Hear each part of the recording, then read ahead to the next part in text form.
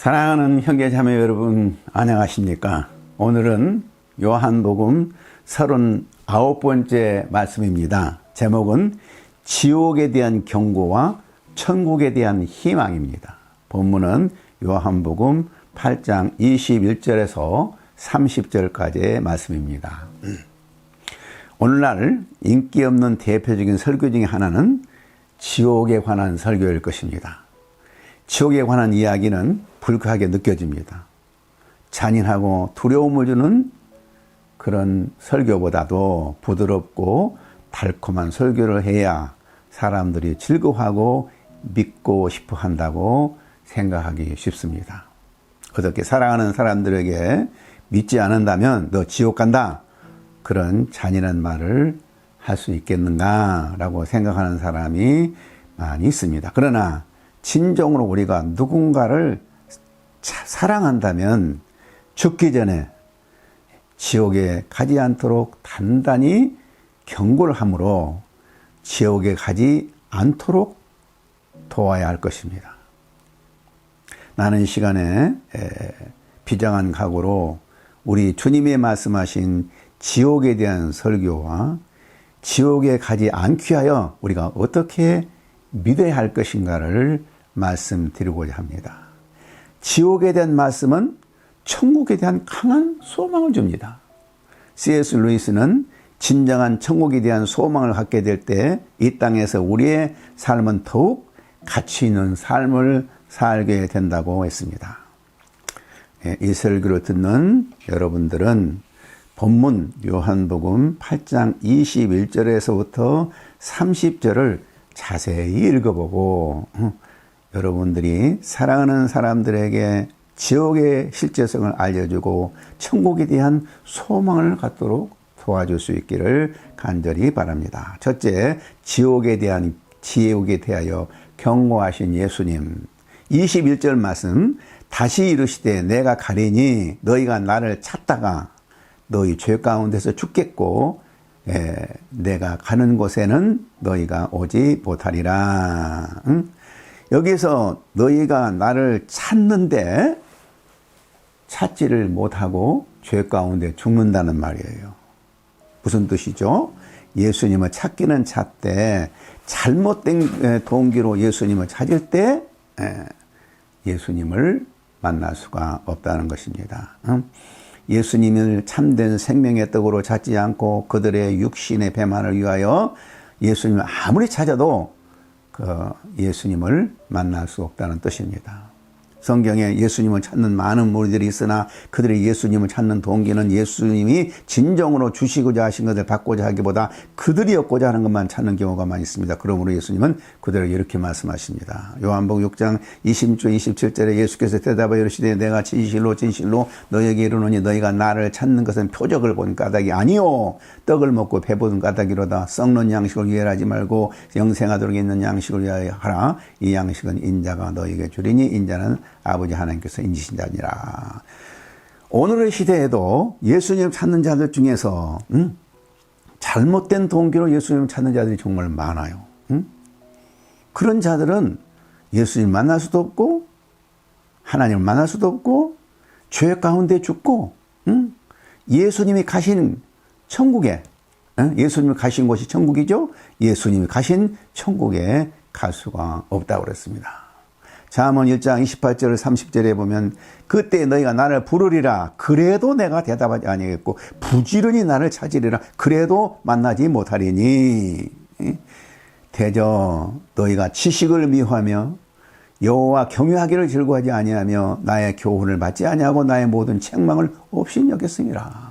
참으로 무서운 경고입니다. 잘못된 종기로 주님을 찾는 것은 겉으로 보면 신자인 것 같지만 진정한 구원의 믿음을 갖지 않은 자입니다. 회개하지 않고 계속 그런 자세로 신앙생활을 하는 사람은 결국은 지옥에 갈 수밖에 없는 것입니다. 이런 말씀을 드리면 마음이 상할지 모르지만 이것은 분명한 성경의 가르침입니다. 그러나 본문 나온 유대인들은 그 사실을 잘 모르고 있습니다. 그래서 그들은 이렇게 말합니다. 유대인들이 이르되 22절이죠. 그가 말하기를 내가 가는 곳에는 너희가 오지 못하리라 하니 그가 자결하려는가?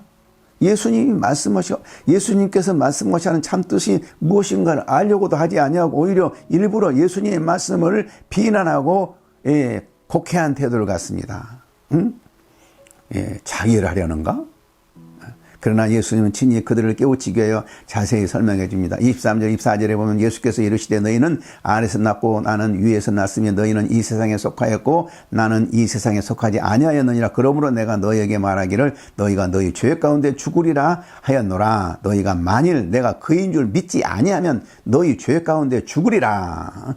예수님은 위에서 나신 분이라고 그랬어요. 예수님은 하늘로부터 오신 분입니다. 예수님이 하늘로부터 오신 이유는 이 세상에 속하고 땅에 속한 인생들을 구원하시기 위해서 오신 것입니다. 이 예수님은 처음부터 말씀해 오신 분이라고 25절에 말씀하고 있습니다. 예수님은 태초부터 계신 분이요 하나님과 함께 계신 분이요 모든 만물을 창조하신 분입니다. 그분이 결국 우리를 위하여 십자가에 죽으신다고 했습니다. 28절에 예수님은 이 땅에 오셔서 판단할 일이 많으나 26절에 하나님을 기쁘게 하는 일을 하신다는 것입니다. 하나님이 기뻐하신 일을 한다는 의미가 무엇입니까? 아래서 낳고 이 세상에 속한 인간을 구원하고자 하신 것입니다. 이와 같이 우리 주님은 우리를 판단할 것이 많음에도 우리를 판단하지 아니하시고 구원을 위하여 십자가의 고통까지 당하셨지만 그 예수님을 비난하고 믿지 않는다면 죄 가운데 죽을 수밖에 없다는 것입니다. 죄 가운데 죽는다는 말은 지옥불에 떨어진다는 말입니다. 이 지옥이 얼마나 무서운 것입니까? 예수께서 이 지옥에 대해서 이렇게 말씀하셨습니다. 마가복음 9장 48절에 거기에서는 구더기도 죽지 않고 불도 꺼지지 아니하니라. 얼마나 웃었습니까? 계시록 20장 8절은 더욱 구체적으로 말씀하고 있습니다. 그러나 두려워하는 자들과 믿지 아니하는 자들과 흉악한 자들과 살인자들과 음행하는 자들과 점술가들과 우상 숭배자들과 거짓말하는 모든 자들은 불과 유황으로 타는 못에 던져지리니 이것이 둘째 사망이라.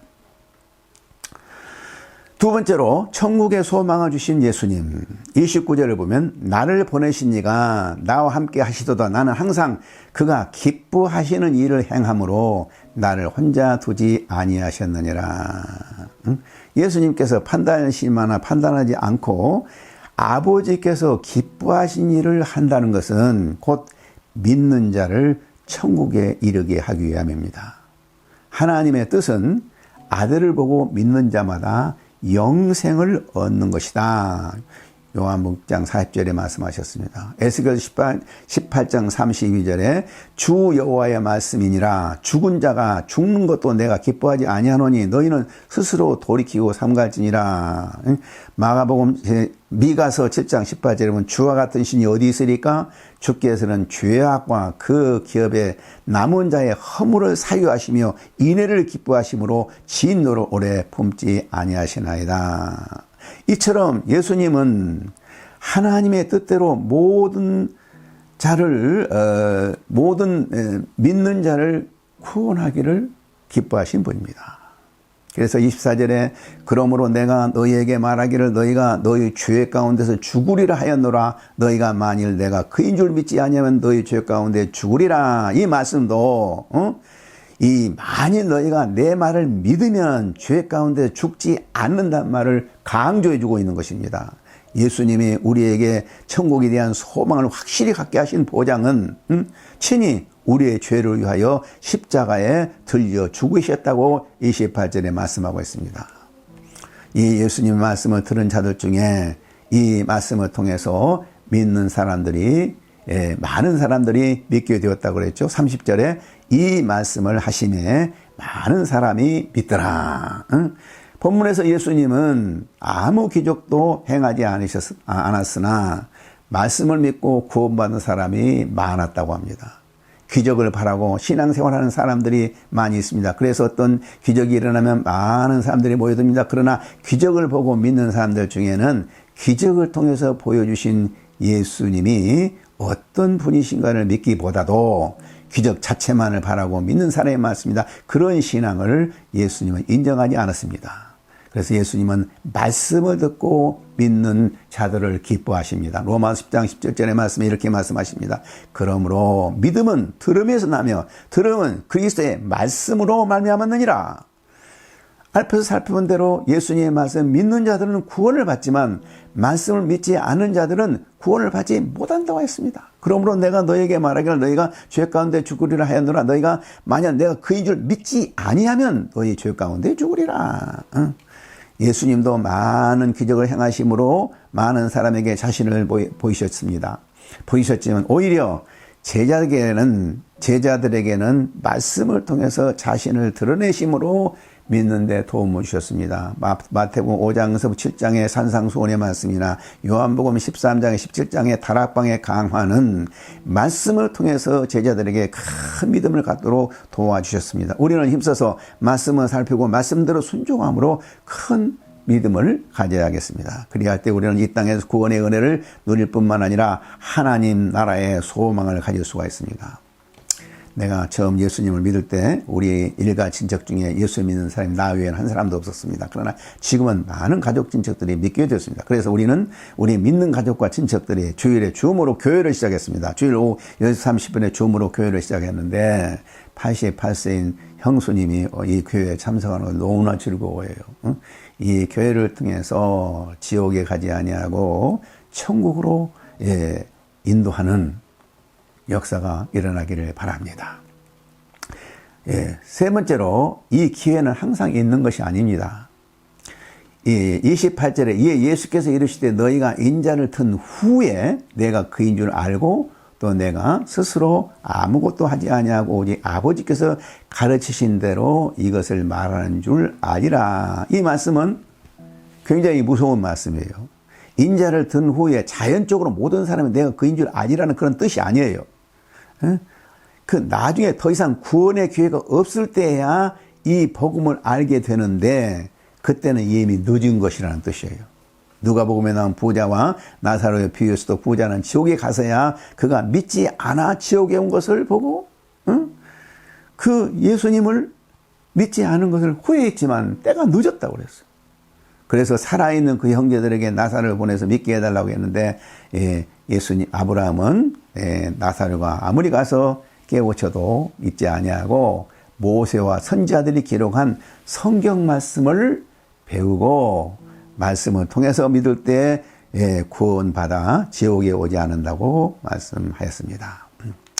구원의 믿음을 갖기 위해서는 때가 있는 것입니다. 바로 지금이 구원의 때라고 했습니다. 고린도후서 6장 2절에 이르시되 내가 은혜 베풀 때 너희에게 듣고 구원의 날에 너를 도왔다 하셨으니 보라 지금은 은혜 받을 만한 때요 보라 지금은 구원의 날이로다. 구원의 날에 많은 사람이 예수를 믿고 지옥에 가지 않고 천국에 갈 수 있도록 우리는 부지런히 복음을 전해야 할 것입니다. 감사합니다.